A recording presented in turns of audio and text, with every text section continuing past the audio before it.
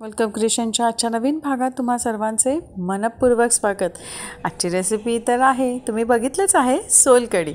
तर ही छानशी मालवणी पद्धतीने सोलकढी मी कशी केली यासाठी आपण आपल्या रेसिपीला सुरुवात करूया। इथे मी 1.5 कप खोबरं घेतलंय, अर्धा कप आगळ येतं जे खास सोलकढीसाठी वापरतात ते, 4 लसणीच्या पाकळ्या, 1 मिरची, कोथिंबीर, 1.5 टेबलस्पून धणे आणि 1.5 टेबलस्पून जिरं। आता काय करायचं आहे, कोथिंबीर आणि आगळ वगळता आपल्याला सगळ्या गोष्टी मिक्सरला लावून घ्यायच्या आहे। थोडीशी कोथिंबीर यात घाला, तुम्हाला नसेल घालायची तर नका घालू, पण कोथिंबीर घालूनही ही रेसिपी खूप छान होते। पाणी घालून याचं एक सरसरीत असं वाटण तयार करून घेतलं आहे। एकदाच मिक्सर लावायचं, त्यामुळे त्याला बारीक करून घ्या। यानंतर काय करायचं, एका काचेच्या बाउलमध्ये चाळणी ठेवली आहे, त्यावर कपडा ठेवला आहे ज्याने आपल्याला गाळता येईल। हे असं गाळलं ना की तुम्हाला सारखं सारखं गाळत राहावं लागत नाही, नाहीतर जोपर्यंत पूर्ण असं पाणी आपल्याला मिळत नाही, त्यामध्ये खोबरं राहत नाही, तोपर्यंत आपल्याला त्याला गाळून घ्यावं लागतं। हे बघा, खोबरं जे आहे ना ते सगळं काढून आपल्याला त्याचा फक्त रस हवा आहे नारळाचा।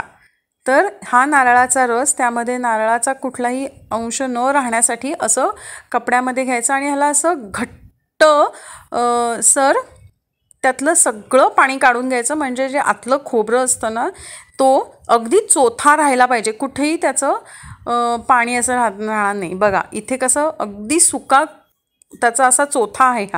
हा पुन्हा मिक्सरला लावायचा नाही, नाहीतर सोलकढी कडू होते। नाहीतर काही वेळेला काय करतात, ते पुन्हा मिक्सरला लावतात आणि त्याचं नारळाचं दूध काढतात, त्याने सोलकढीची चव पूर्ण बदलते।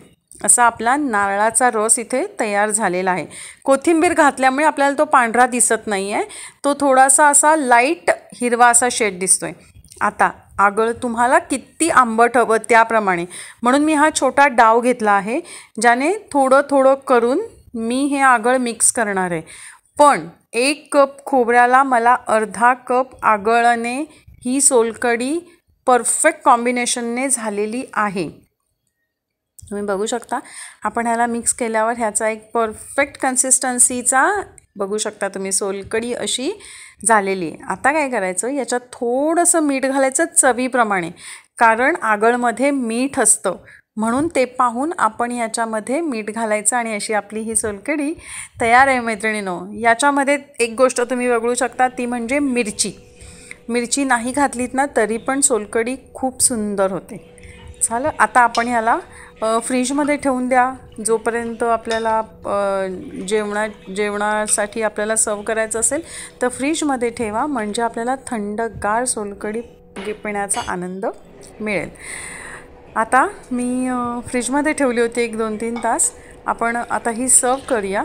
नंतर मग मी काय केलं, त्याच्यावर कोथिंबीर आधीच घालून घेतली वरून, तुम्हाला नंतरही तुम्ही सर्व करू शकता। अशी आपली ही सोलकढी तयार आहे। तर आता यामध्ये ना जर कधी आगळ नसेल आणि तुमच्याकडे कोकमं असतातच घरात, ती कोकमं तुम्ही कोमट पाण्यात भिजत घालायची, एक अर्ध्या तासाने त्याचं आगळ तयार होतं। याला जर तुम्हाला सोलकढीला असलेला कलर येत नसेल त्याने, तर तुम्ही अर्धं बीट त्यामध्ये कापून घालू शकता आणि मिक्सरला लावायचं। जसं आपण मगाशी खोबरं मिक्सरला लावलं ना, तसं मिक्सरला लावून बनवू शकता। तर तुम्हाला माझी आजची रेसिपी कशी वाटली कमेंट बॉक्समध्ये नक्की कळवा।